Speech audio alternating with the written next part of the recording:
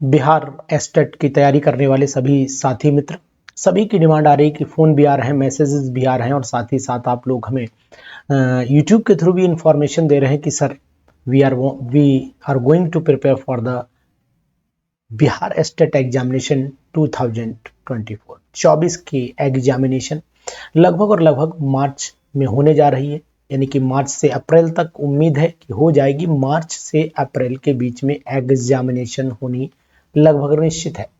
तो जो लोग अभी सेलेक्ट हो जाएंगे, ये भी निश्चित है, जो लोग कह रहे हैं कि सबका सिलेक्शन हो जाएगा, तो अच्छी बात है, सबका सिलेक्शन हो जाए। सब लोग अपने डॉक्यूमेंट तैयार करिए, ऐसे लोग कमेंट दे रहे हैं, तो मैं तो कहूँगा कि सभी का सिलेक्शन हो जाए, बहुत अच्छी बात है। लेकिन पिछली बार भी यही होता रहा कि सब ने कहा कि सर हमारा हो जाएगा और सभी ने ये भरोसा भी दिलाया। कुछ लड़के ऐसे रहते हैं कि जो भरोसा दिलाते हैं कि आप अपने डॉक्यूमेंट रेडी रखिए, आपको बुलाया जाएगा। पिछली बार भी यही हुआ, क्योंकि वो अपने उस जो है वो कंफ्यूजन में जी रहे होते हैं कि ऐसा हो जाएगा। लेकिन एक कंपटीशन बहुत बड़ी चीज़ होती है, जहाँ पर हर चीज़ आपके अनुसार नहीं चलती। उसके बाद फिर एक ही उद्देश्य रहता है, ब्लेम लगाना, कमियां निकालना। तो इन सब चीज़ों से दूर हटिए, और अगर आपका सिलेक्शन होता है बहुत अच्छी बात है। और आप अपने जो मैंने आपको आइडिया दिया है इससे पहले, वो उस आइडिया को आप देखेंगे 100% खरा उतरेगा वो।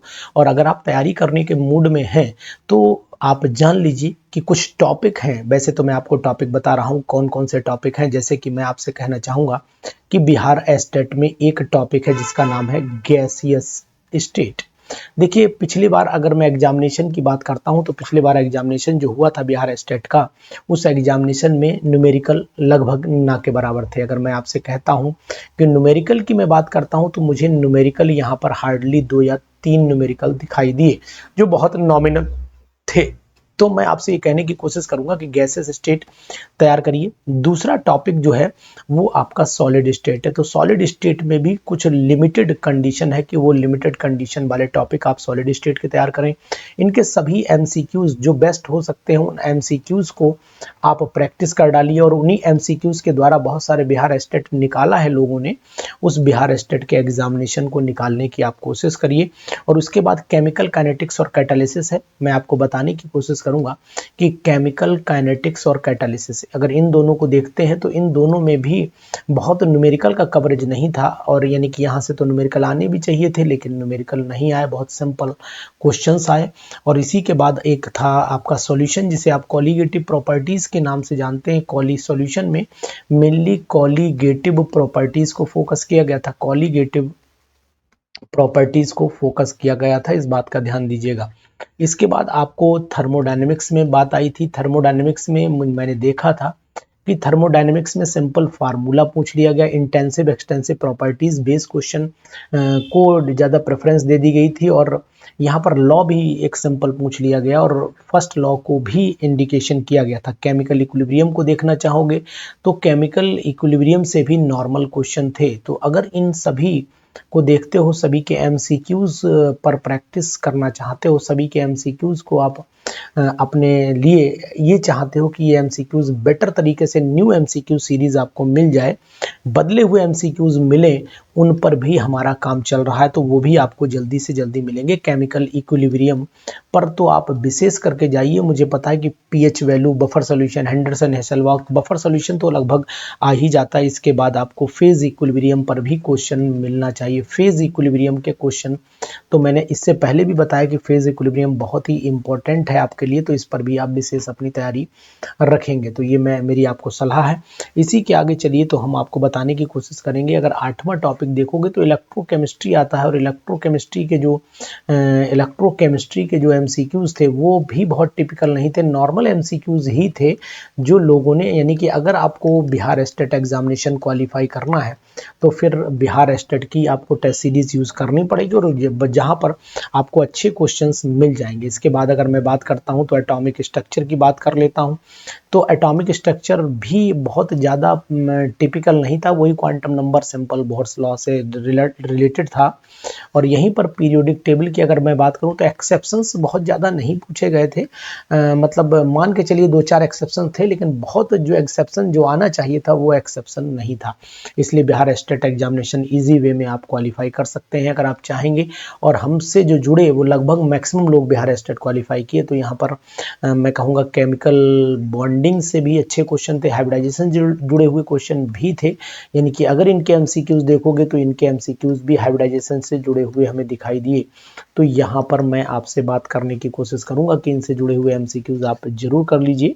और यहीं पर अगर मैं आपसे कहूँ कि एसपी ब्लॉक, एस ब्लॉक और साथ में पी ब्लॉक के एलिमेंट्स के जो कंपाउंड थे, पी ब्लॉक के एलिमेंट्स के जो कंपाउंड थे, फिर फोकस कर रहा हूँ, इन कंपाउंड्स पर भी विशेष आप तैयारी करके जाएं, उससे पहले आप नुकसान उठा जाएंगे, इस बात का ध्यान दीजिएगा। इसके बाद चले आइए कोऑर्डिनेशन कंपाउंड, कोऑर्डिनेशन कंपाउंड पर और डी ब्लॉक दोनों, क्योंकि अगर आपको कोऑर्डिनेशन करना पड़ेगा तो डी ब्लॉक तो करना ही पड़ेगा। तो कोऑर्डिनेशन और साथ ही साथ आपको डी एंड एफ ब्लॉक भी, ट्रांजिशन और इनर ट्रांजिशन भी आपको तैयार करने चाहिए, क्योंकि इनकी तैयारी के बिना कोऑर्डिनेशन अधूरा माना जाता है। 14 टॉपिक पर चले आइए। 14 टॉपिक में एसिड बेस की बात करूं तो वो एसिड बेस का मतलब हुआ कि आयनिक इक्विलिब्रियम की बात आ जाती है। यहाँ पर एसिड बेस का मीनिंग ही आयनिक इक्विलिब्रियम से हो जाता है। और उसके बाद आप चलिए तो वही इन्वायरमेंटल केमिस्ट्री हो जाती है। और इन्वायरमेंटल केमिस्ट्री में बहुत इजी क्वेश्चन रहता है। इन्वायरमेंटल केमिस्ट्री एक्चुअली में होता क्या है कि इन्वायरमेंटल केमिस्ट्री में जो क्वेश्चन पूछे जाते हैं वो जनरली हमारे टच में नहीं रहता, इसलिए दिक्कत करते हैं। फिलहाल इनकी भी आपको एक पीडीएफ में प्रोवाइड करवाऊंगा इन्वायरमेंटल की पर्टिकुलर अलग से। इसके बाद चले आइए ऑर्गेनिक केमिस्ट्री में। तो एक वही ऑर्गेनिक केमिस्ट्री में अगर मैं कहूँ तो स्ट्रक्चर एंड बॉन्डिंग नाम दिया गया है, जिसे स्ट्रक्चर एंड बॉन्डिंग का मतलब जीओसी से, यहाँ पर स्ट्रक्चर और बॉन्डिंग अगर आप बात कर लेते हैं तो यहाँ पर आप स्ट्रक्चर एंड बॉन्डिंग में जीओसी की बात करोगे। और जीओसी में मैं ये भी कहूँगा यहाँ पर वेंडर वॉल गैस इक्वेशन वो सब ऑर्गेनिक में चली जाएंगी। लेकिन फिलहाल आप इस बात का ध्यान दीजिएगा, यहाँ पर बॉन्डिंग का मतलब हो जा रहा है कि कैसे बॉन्ड टूटेगा, कैसे बॉन्ड बनेगा, बॉन्ड एनर्जी कितनी हो जाएगी, हाइब्रिडाइजेशन कौन सी होगी, बॉन्ड लेंथ कौन सी होगी, ये जुड़ी हुई चीज़ें यहाँ पर जुड़ेंगी। उसके बाद मैकेनिज्म इनसे जुड़ जाएगी। यहीं पर मैकेनिज्म भी ऑर्गेनिक केमिस्ट्री की जुड़ेगी, जिसे हम लोग जीओसी का नाम देते हैं। तो उसको आप ध्यान दीजिएगा। और उसी के साथ साथ आपको स्टीरियो आइसोमेरिज्म भी आपको ध्यान देना है। स्टीरियो आइसोमेरिज्म भी आपको ध्यान में रखना है। स्टीरियो आइसोमेरिज्म भी आपको ध्यान में रखना है। और 19 पर चले आइए, आपको इसी के साथ हाइड्रोकार्बन देने हैं। और हाइड्रोकार्बन में आपको तीनों कैटेगरी के हाइड्रोकार्बन्स पढ़ लेने चाहिए मेरे हिसाब से। कौन कौन से तीन कैटेगरी है? नंबर 1 एल्केन है, और एल्केन में साइक्लो एल्केन भी कर लीजिएगा, एल्केन के साथ में साइक्लो एल्केन। उसके बाद आप चले आइएगा एल्कीन पर चले जाना, एल्कीन भी करना है आपको, और साथ में आपको एल्काइन भी करना है। ये तीनों टॉपिक आप कंप्लीट कर लेंगे तो मुझे लगता है कि आप लोग अपनी बिल्कुल स्टेट एग्जामिनेशन आसानी से क्वालिफाई कर जाएंगे। 20वां टॉपिक अगर मैं देखता हूं तो एरोमेटिक हाइड्रोकार्बन्स है। तो यहाँ पर मैं एरोमेटिक हाइड्रोकार्बन लिख देता हूँ। एरोमेटिक हाइड्रोकार्बन को भी आप नहीं छोड़ेंगे। और इससे भी आप मान के चलिए कम से कम 5 क्वेश्चन का दायरा मुझे दिखाई दे रहा है कि यहाँ से 5 क्वेश्चन आ सकते हैं। और कुछ पर्टिकुलर नेम रिएक्शंस की अगर मैं बात करूँ तो ये भी ध्यान देना कि नेम रिएक्शंस चाहे वो एल्डिहाइड की हो, यानी कि अल्कोहल फिनॉल ईथर की हो, एल्कोहल्स हो सकता है, फिनॉल्स हो सकता है, एल्कोहल्स हो सकता है, फिनॉल्स हो सकता है, ऑक्सीजन के कंपाउंड कहलाते हैं, ईथर्स हो सकता है, एल्डिहाइड कीटोन भी हो सकते हैं, एल्डिहाइड कीटोन्स, इन्हीं में नेम रिएक्शंस आती भी हैं, एल्डिहाइड कीटोन्स भी हो सकते हैं। और साथ ही साथ आपके कार्बोक्सिलिक एसिड भी हो सकते हैं, कार्बोक्सिलिक एसिड भी हो सकते हैं। इस बात का भी ध्यान दीजिएगा इसमें, ठीक है। तो ये ध्यान देना। और साथ ही साथ एमीन्स को भी जरूर पढ़िएगा। तो यहाँ पर मैं एमीन्स को पढ़ूंगा।